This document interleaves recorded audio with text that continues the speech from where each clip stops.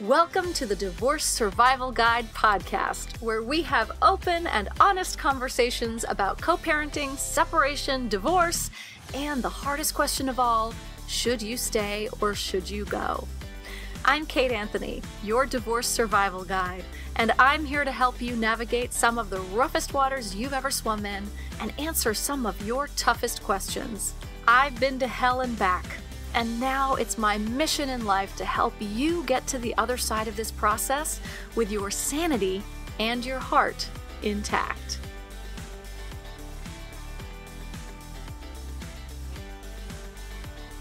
Hey everyone, welcome back.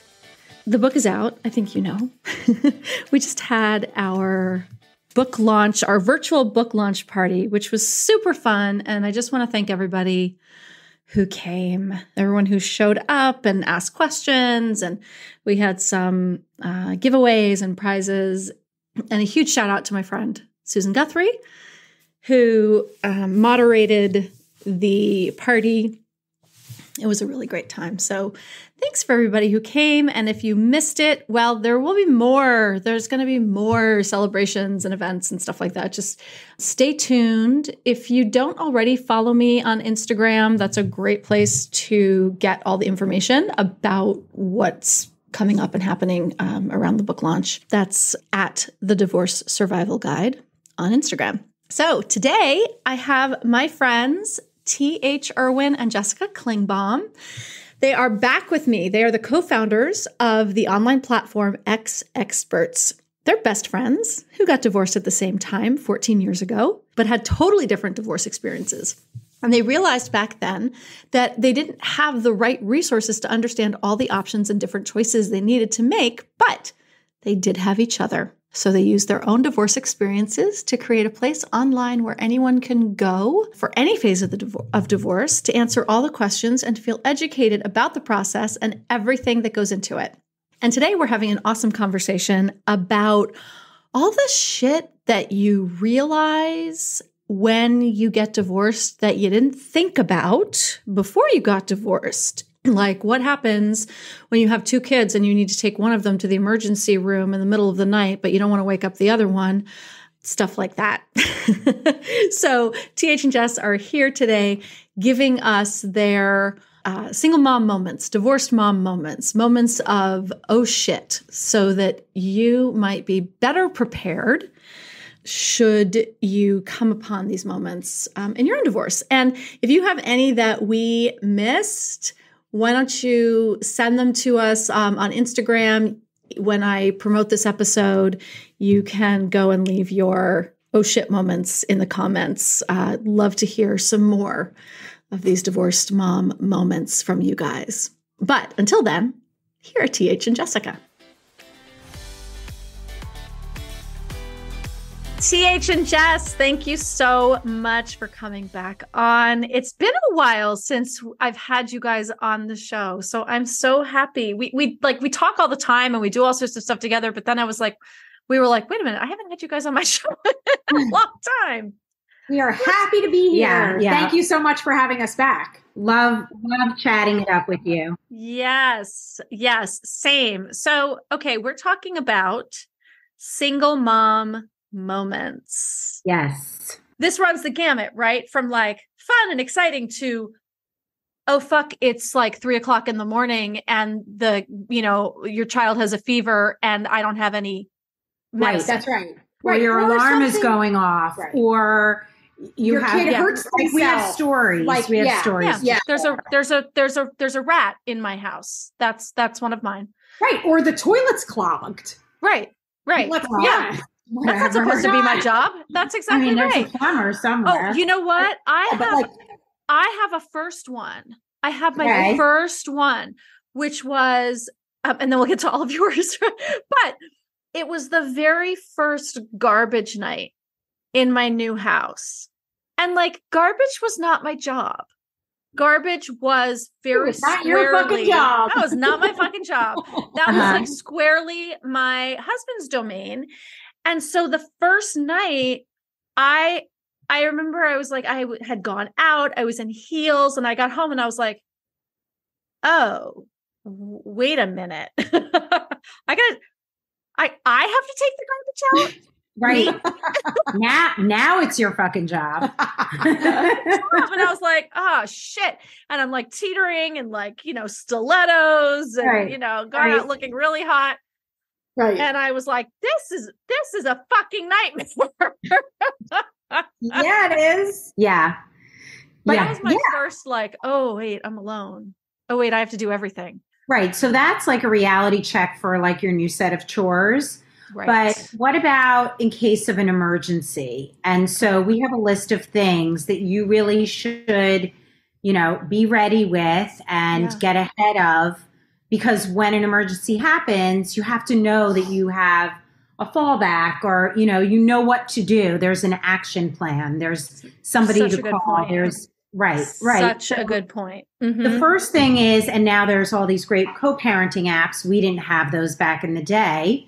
Right. But now make sure that you are sharing with your ex, your kids, doctors, their blood type, their vaccines, which hospital you want them to go to, any preferred physicians. All of that has to be on there, because even if you don't want your child to go with their other parent, they're going with the other parent. That's right. Control what happens there, and stuff happens as much at your house as at your ex's house. Right. And you're doing it for your kids. You're not doing it for your ex, if that helps some of us like get over that. Right. Exactly. Right. Reframe. This is not about your ex. This is about your kids. That's right. Right. So make sure all the medical stuff is 100% shared with your ex. And if you don't use apps, then send it to him on his phone and let him save it as a favorite or whatever. Yeah. Okay. That's a great one. You also, in terms of just whoever's on your like emergency contact list for your children. Yeah. You really should know who they're putting on the list, and even for yourself, like making sure that you have a trusted person on that list in case you are not available. Right. Your backup. Yeah. When your kids are on your watch, right, exactly. You need to like be prepared for how things are going to be handled. Yeah. Especially considering if your ex isn't around. Like one of my first really scary single mom moments was shortly after we had separated, and my kids were 2 and 4, and I was living in an apartment alone, and it was like a Sunday evening, probably like 5:30, 5:45, like just before dinner.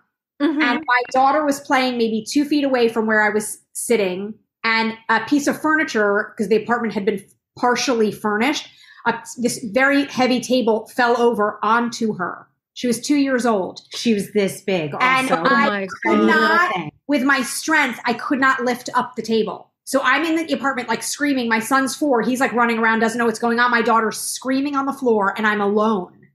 And so you know, in those moments, you get like your superhuman strength and like that adrenaline kicks in. And I was finally able to lift the table off of her. But then I'm like, I need to go to the hospital, because what if she had like internal bleeding or something? 100%. Throwing snacks in a bag and juice boxes because they hadn't eaten yet. Now I'm going to be at the hospital for the next 5 hours. And I go, and the whole time, I was so frazzled, I was calling my ex just to alert him, like, this is kind of what's going on. Yeah. And he's like not answering texts, and he's not answering the phone. I had forgotten was out of the country. He was on a business trip, and I had forgotten, and it didn't really matter because I had the kids for that 5-day period.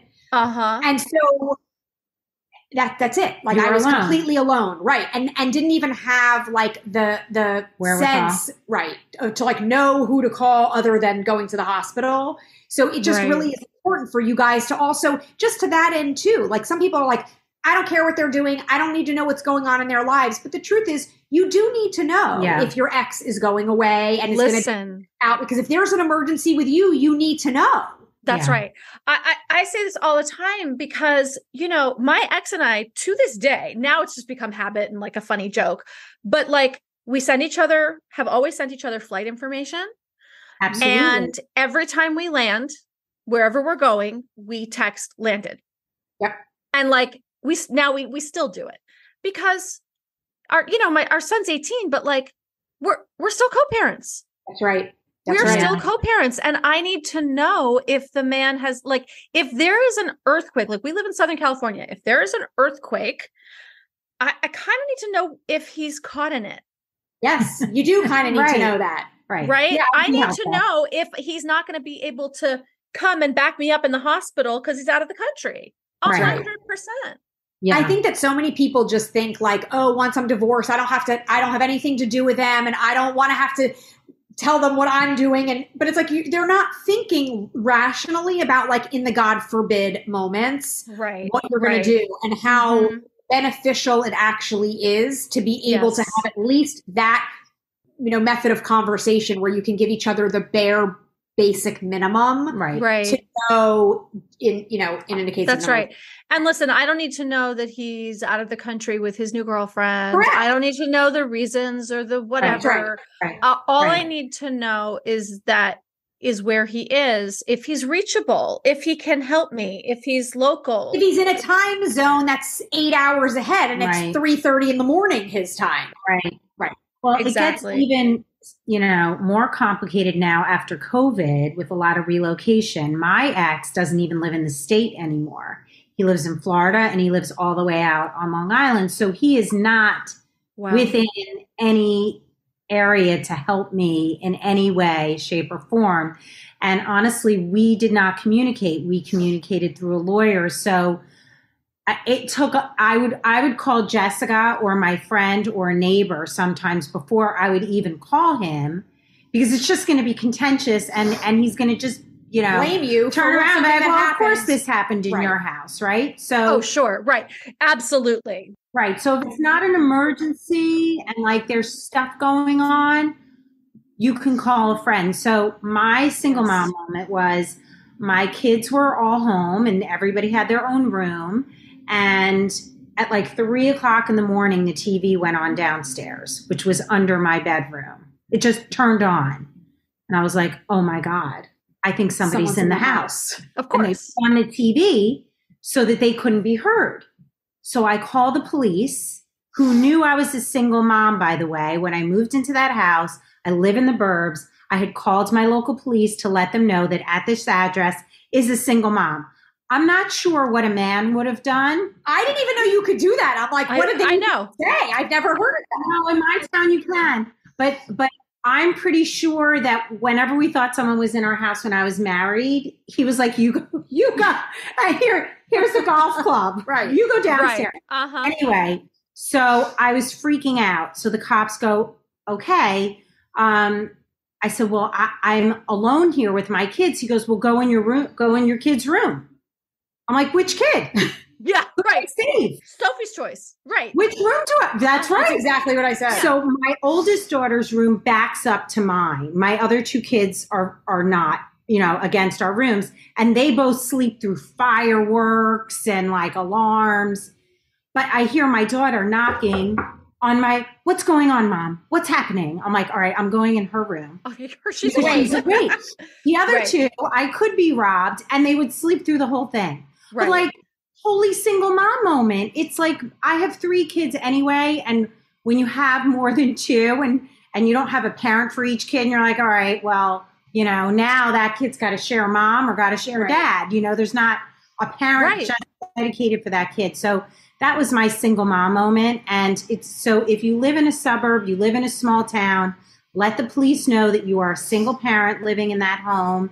And so when you call them, hopefully they're seeing the address that you're a single mom, but don't be afraid to remind them that you're a single mom in the house. And get to know your neighbors, man. That's exactly what I was going to say. Yep. Wait, by the way, no one robbed my house. There was like a weird thing like with the universe turning on my TV, like a UFO or something. Or a poltergeist. Right, or poltergeist. Good thing she doesn't live in that house anymore.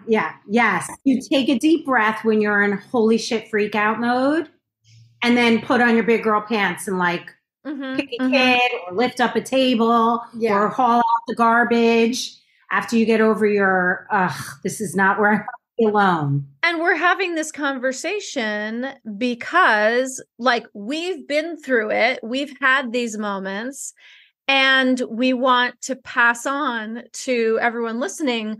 Be prepared.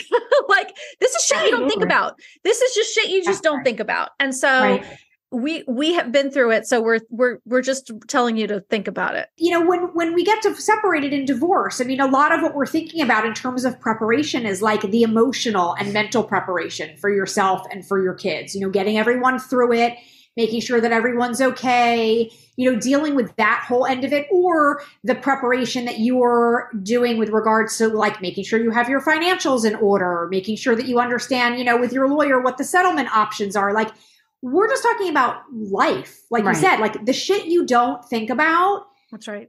Just to be able to be prepared.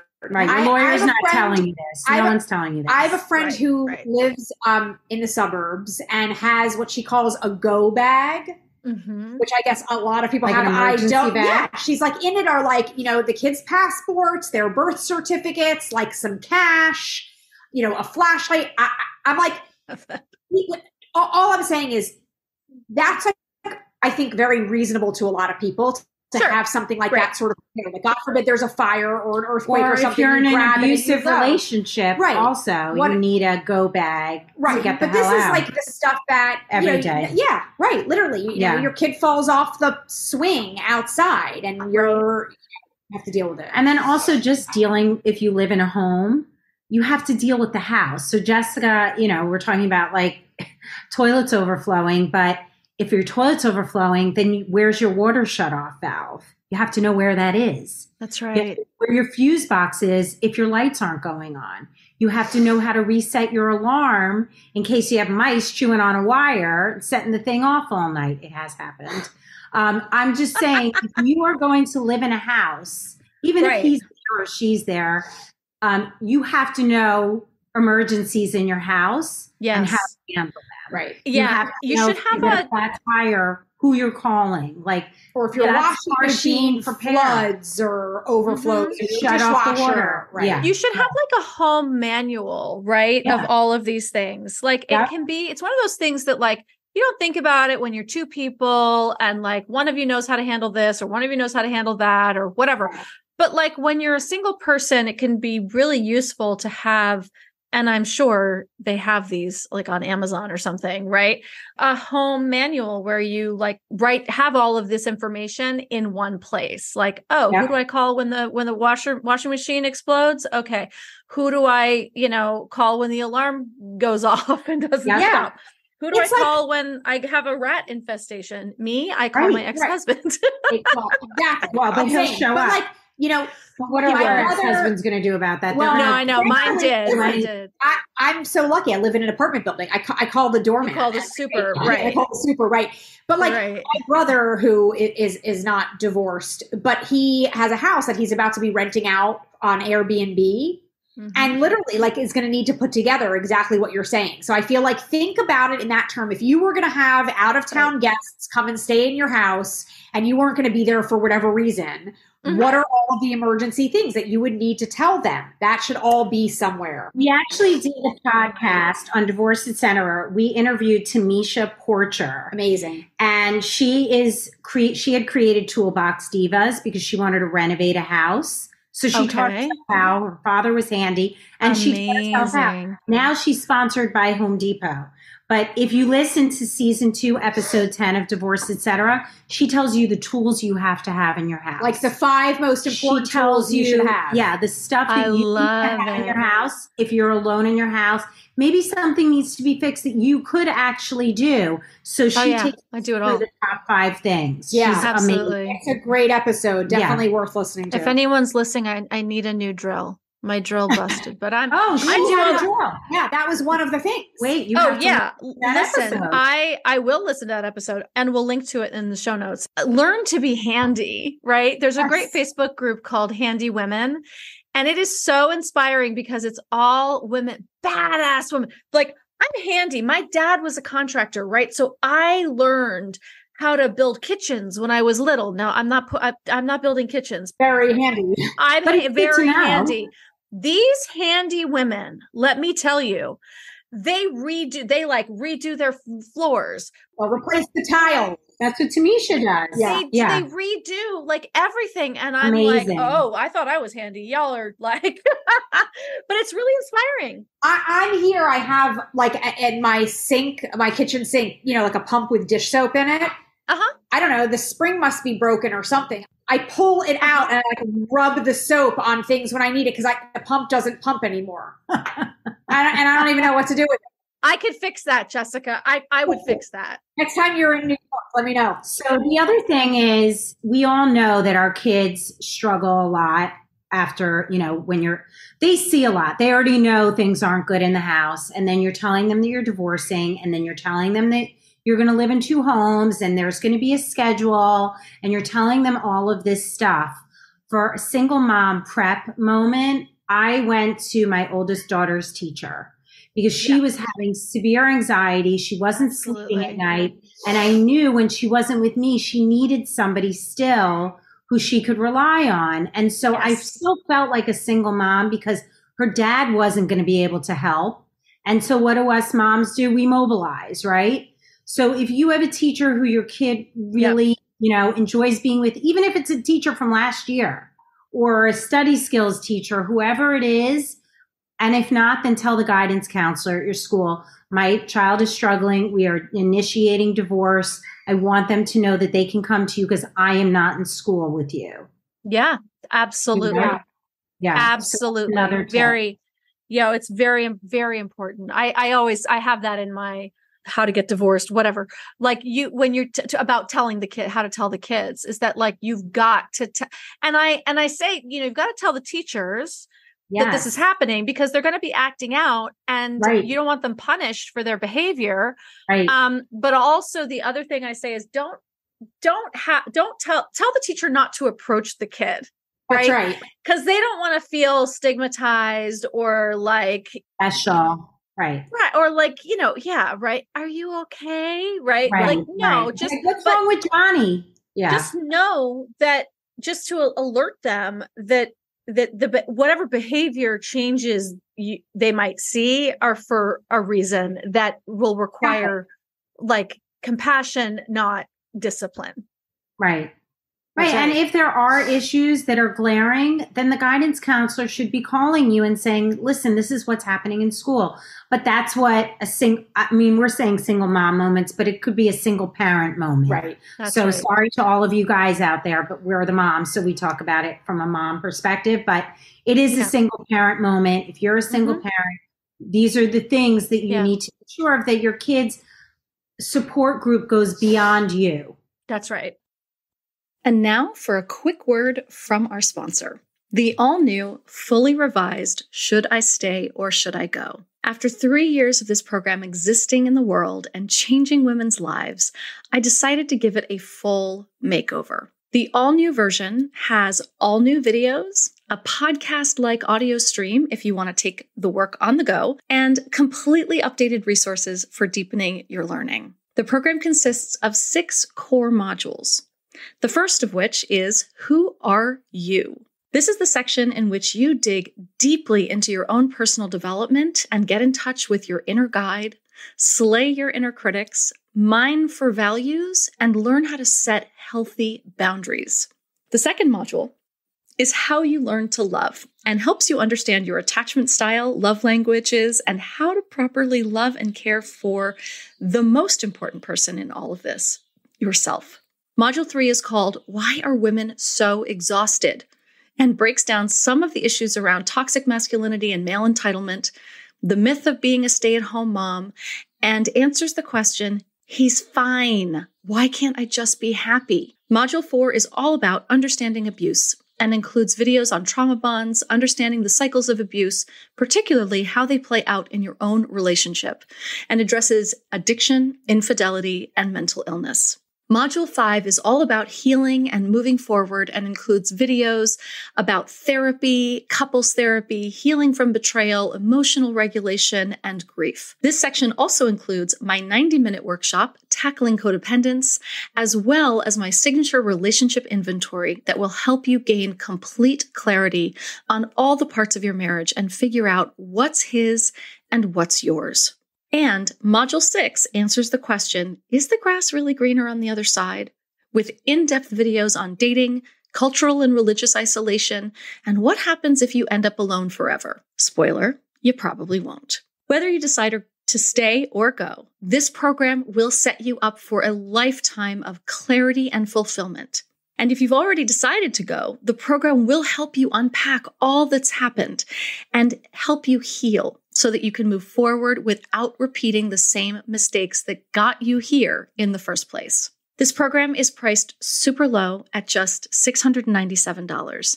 And if you use the code PODCAST, when you check out, you'll get $50 off the full price. What are you waiting for? You have been agonizing with this decision for long enough. It's time to finally know. Should you stay or should you go? And now back to our episode. I was just going to say, like, in terms of that, and it probably is, again, stereotype more towards women, but I was telling some friends of mine a story the other night at dinner, like, and this isn't in case of an emergency single mom moment. This is just something, that, like, to show the kinds of things you don't necessarily think about.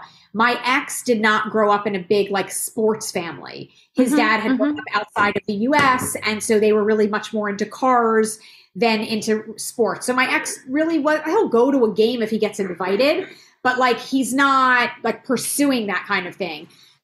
So it occurred to me when my son was younger and all of his friends were, like, going with their dads to go to hockey games, go to baseball games, go to football games, watching the games with their dads during the week and on the weekends. Yeah. And my son wasn't doing that because his dad is not so interested in sports. So I had actually called a good friend of mine that lived nearby. They didn't have any kids yet.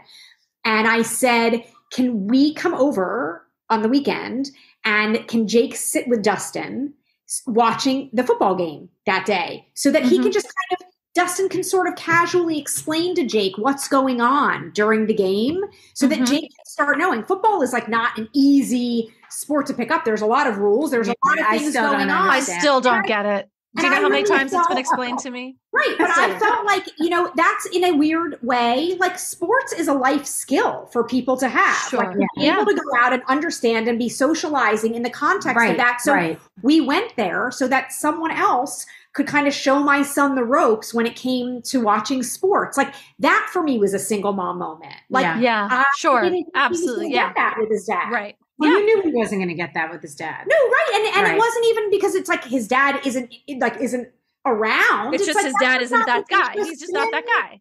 That was my ex. I think that's true for everybody. Like, when we found out we were having a boy, my ex, like, freaked out because he didn't feel like enough of a, manly jock man. Right. And he was like, but who's going to teach him how to throw a football? And I was like, Uncle Greg. Right. And who's going to teach him how to throw a baseball? And I was like, Uncle Kevin. We had friends.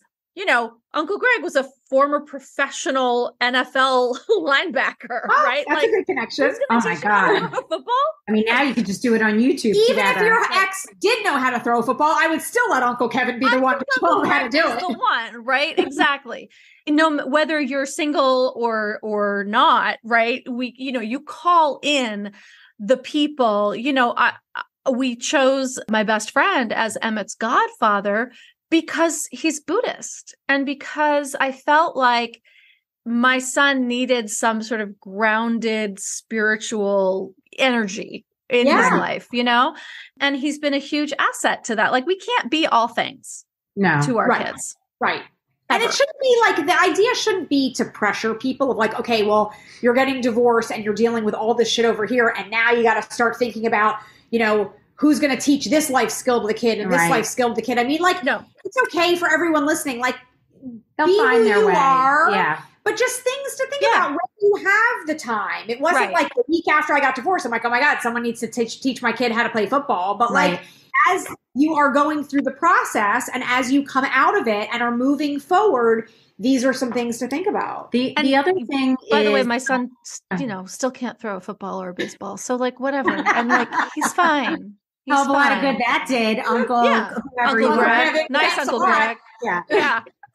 The other thing that came to mind as a single mom, but I'm sure it's single parents, is teaching your kids, like you were saying, throw football. Like, I'm a big skier.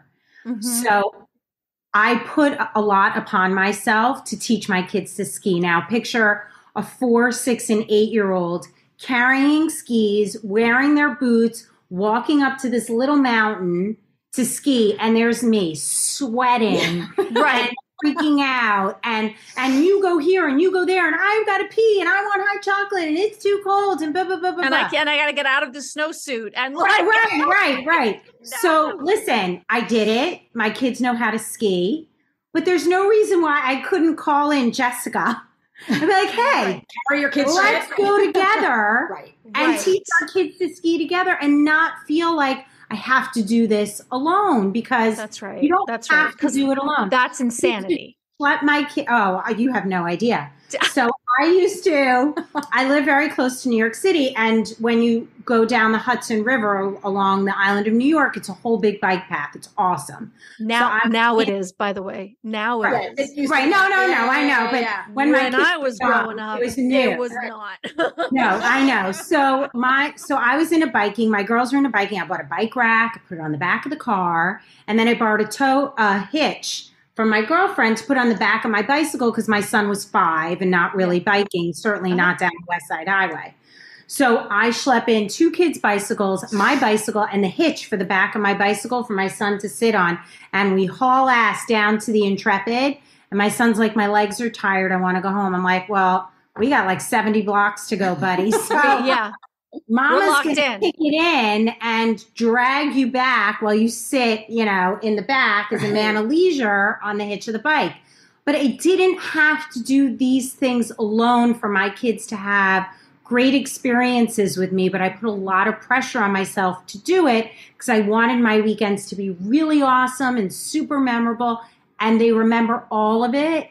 But they also would have remembered if we rode the bikes around the block in town and didn't have to get in the car and do all of these things. Right. You don't have to be super mom. You don't have to be super anything. You just have to be engaged with your kids, interested, and make a day of it. I put way too much pressure on myself to do like above and beyond things, which I did, because if you really want to and you get there like me, you will master, but didn't have to do that. You don't have to do everything. You really do appreciate the small things. It's so funny. My son is a sophomore in college, and he had to write a paper like a month ago. And he ended up writing a paper on when he was in like 5th grade, and I was reading him the Harry Potter series. Wow, and we would read a chapter a night. And I really had no interest in Harry Potter, but I really wanted him to read it because everybody was raving about it. And I was like, he like be familiar with this book series. And then of course I got really into it. So we like read the whole series, and it's fine. Like, I mean, it was nice for me. I would come home. I was so tired, you have no free time. And now it's like, you got to spend 40 minutes reading a whole chapter of Harry Potter. But I did it like literally almost every night for however long. And he wrote a paper recently about that, and about like that, how special that was, that we would like snuggle up together in bed. Like, I couldn't even believe that he remembered it. So for everyone out there listening, it's so true. Like, you don't have to necessarily be the super mom who's going to, be able to motivate and do all these things. No, Jessica's probably like, all I had to do was sit in bed and read a book with him, and you freaking schlepped into New York. I was never going to be that active anyway, but for everybody else, it really is the little things. Same girl. That they remember. You would be very surprised. It is just about those few special moments, and those would be your single parent moments, like in a good way. Yeah, that's right. That's right. They really remember the time that we connect with them, whether it's on the back of a bike or like they just need that connection with us. God, love you, TH. I swear to God. That just sounds like the most exhausting. Listen, if I had 3 kids, I would just be like, okay, here's a room. Yeah. Here's some toys. My kids are great out of the house. A great day. There's some Legos. Backyard. Yeah, I on another podcast we'll go into it, or we'll just talk to you another time. But Jessica and I went on a girls' trip in Squaw Valley, and it was through REI. So I was super excited for hiking and biking and blah, blah, blah, I didn't blah. quite listen to the description. But Jessica and I have been to Canyon Ranch together, which was a very different experience than where I was taking her without air conditioning. And so tell them the story about your conversation with your mom about the trip. We like get on the trip, and it's like all about like you're choosing from all the activities. It's like, are you going mountain climbing? Are you going mountain biking? Are you hiking? Are you, doing all these things, repelling. whatever. And I was like, wait, but where are the spa treatments? Yeah, like, right. Where's my? I would like to have a massage. Like, I can go on a hike, but then after that, like, aren't I going to get a massage after that? So I was telling my mom, like, this trip is not what I thought it was. I did not read the fine print here. My mother was like, you can't be friends with TH anymore. She's not really your friend. She set you up. You got really to dump her. Right. You dump her. And meanwhile, she rappelled down a sheet of rock, and I was shitting in my pants and couldn't do it. Yes. And she almost fell off a bicycle, but she stayed on. So she was empowered by it. But listen, kicked ass, Jessica. That's the person that I am, and she'll never go away with me again. So I go away to a spa, to Canyon Ranch. She'll go to Canyon Ranch. Listen, ladies, I will join you at Canyon Ranch. But come on. But also, to that point, like, in all seriousness, right? Like, this is the way that we do stretch ourselves beyond what we think we're capable of when we become, sometimes I hesitate to use the word single parent because I do think there's a difference between a divorced parent and a single parent. Yeah. Right. And so, because I do believe like single parents like don't have any backup. They don't have support, child support. They don't have spousal support. They don't have like whatever. They don't have another parent to like pass them off to. Right. But like when you get divorced and you are, parenting all alone, on a weekend and there's no backup and there's you build a level of resilience that very often we didn't know we had, For sure. Because you never needed it. Because you never needed it. That's right. That's right. And so, you know what, like Jessica rappelling down the mountain, fuck yeah. That has nothing to do with your kids. Twice, by the way. Yeah. I'm like, I'm good. She can go again. Amazing. Yeah, she did not do it. Yeah, she brings you on. I did it, but I did not write it. Vacation and then doesn't do the adventure. No, I did the adventure, but I will never do it again. Yeah, I will never do it. It's true. You do build different skills in yourself, and we've talked about this before. Like, you surprise yourself in so many ways, like things that you couldn't, in air quotes, do before. Mostly because you didn't have to. Right. So you weren't putting in the time or the effort to try to do those things. And then you find yourself in situations where you do have to. And you're like, oh my God, I fucking did that. Right. That's right. I lifted the table. Well, I lifted the fucking table. And I'm telling you, like, that was a really poignant moment for me. Like, even now, like when I think back to that, like, I have no idea how I did that. And you do it. You do what you have to do. And from then on, I had a better emergency plan moving forward because of that. Right. So but the point of this is to get you an emergency plan before that. I mean, there's nothing you could have done. Of course. But you would have a call list. Life throws you curveballs for sure. You can never be fully prepared for everything. But you can do your best to be prepared as much as you can. Yep, and then use that and then understand that you are going to grow and develop these other skills that are going to make you so much stronger. You're going to have so much more courage because you have to do it. You don't have the option. And then you can do anything. The truth is you could do anything you put your mind to, but we want you to have a safety plan for the things that you're not going to think about because your emotions are running crazy. You're overwhelmed by the process and business of divorce. Your friend group is changing. And so let's give you a plan here so that you know that you are somewhat prepared for possible, things coming your way. The more common. Absolutely. Are there any others that you can think of that were? I will just mention, like, I know we brought up the episodes about like Toolbox Divas, but even years before that, like when I had my own apartment, when we got divorced and I had my own apartment, one of the first things that I had the foresight to buy was a toolbox. 100%. I bought a pink toolbox, of course, off of Amazon with pink handled tools.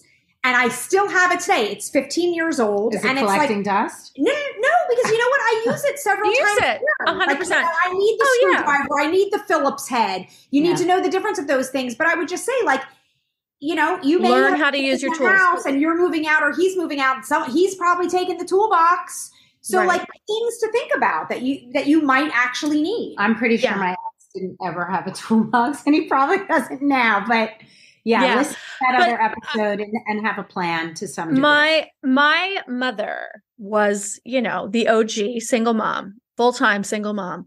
And she asked for a drill for Christmas for like a good 5-6 years. Every time we needed to drill anything, she would have to go downstairs and borrow it from Bob Brewer on the first floor and bring it upstairs. And like literally every time she's like, oh, I need a drill. She's like, why doesn't anybody get me a drill for Christmas? I just want a drill for Christmas. And she kept asking for a drill for Christmas.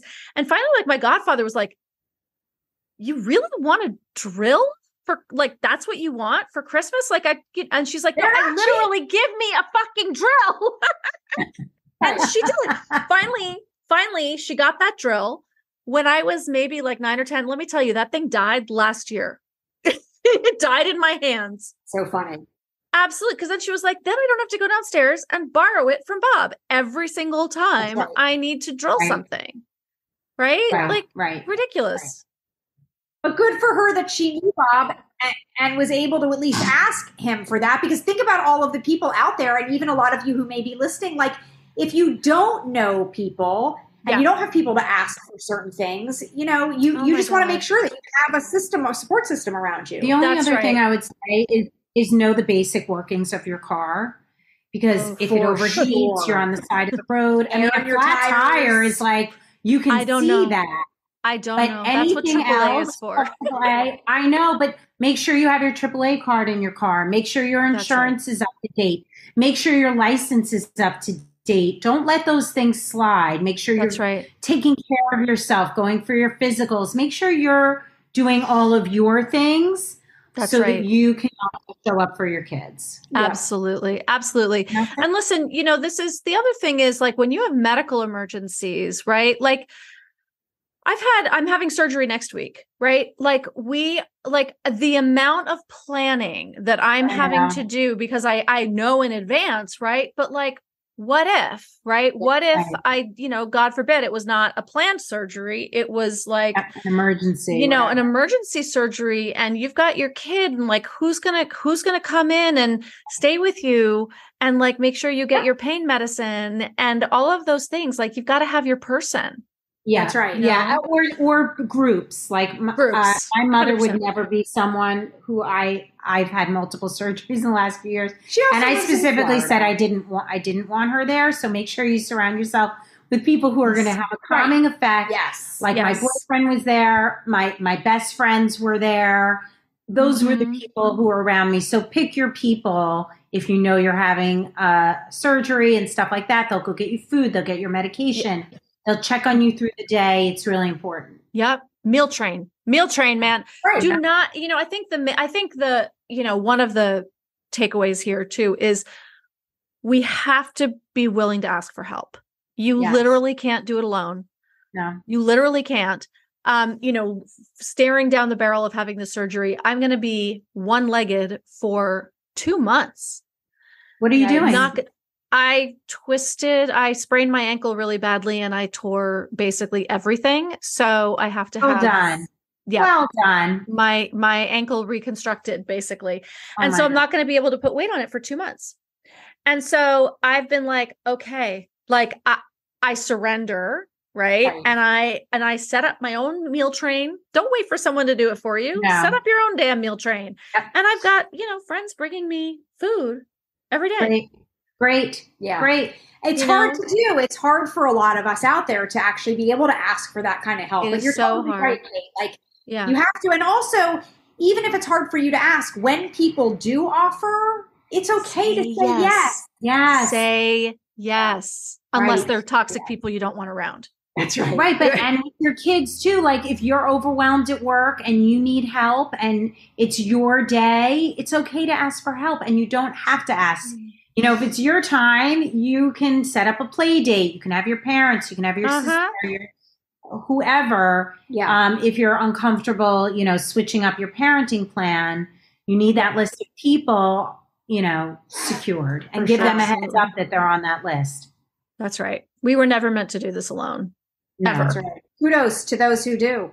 Yes, that's right. There's no other option. Right. There's no other option. But I mean, when I say we weren't meant to do this alone, I don't mean like without husbands. I mean, without the village. Without a right? village. Yeah. Without the village and the community. We need a community. Shout out to my neighbor who is like, you know, she's also a divorced mom and she's got 2 kids. And we just are always, I'll wake up and she's like, there's breakfast on your porch. Oh, I mean, love her. She's amazing. TH and Jessica, thank you so much. I think this is really, really, really insightful and really important information for people to have. So tell us what that episode was again. What number on? It's Tamisha Porcher. And it's on Divorce, Etc., which is on all podcast platforms. Season 2, episode 10, the most important things you need in the house after divorce when you're living alone. Okay. So she is phenomenal. She's on YouTube, but listen to this because we list the top items that you need to know about, locate, and have in your house. Yeah. Right. Okay. So the Divorce, Etc. podcast, if you're not listening, head on over there. So TH and Jessica, tell everyone where they can find you and all amazing things exEXPERTS. I mean, that's really it. Like online, our website is exEXPERTS.com. It's just all spelled out, exEXPERTS.com. And then on all social media, Instagram, TikTok, Facebook, LinkedIn, it's all just at exEXPERTS. So come check us out. We have tons of free resources, tips, advice that we give every day. You know, you'll get the information you need with a smile. Yeah. And when you DM and email us, it's actually us answering, responding to everything. If you visit our website, make sure you grab your free divorce rule book that we wrote of the things that we wish we knew. And there are definitely rules that you should follow if you are through the process and moving beyond. Awesome. Thank you guys so much. Thanks, Kate. Thanks for tuning in to another episode of the Divorce Survival Guide podcast. If you like what you hear, head on over to Apple Podcasts or wherever you listen in and leave me a review. And don't forget to follow me on Instagram at the Divorce Survival Guide. I'll see you next time, and until then, remember, you, my love, deserve to be happy.